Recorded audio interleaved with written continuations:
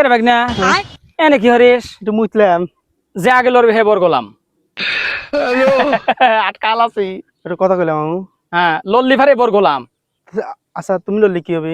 আমি লল্লি আমিও বর গোলাম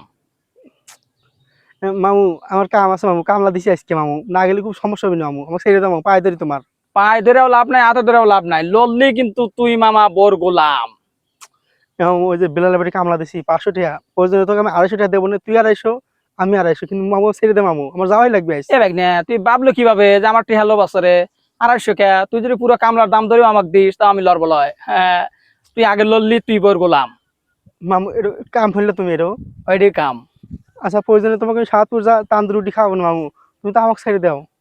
তন্দুর রুটি খাওয়াবো হ হাতে করলে তালি করে সামাদ বিড়ি দিলাম 1 প্যাকেট আচ্ছা দিলাম, কিন্তু আমাকে ছেড়ে দাও মামু, সত্যি কথা মামু, আমার খুবই সমস্যা মামু, যাওয়াই লাগবে মামু।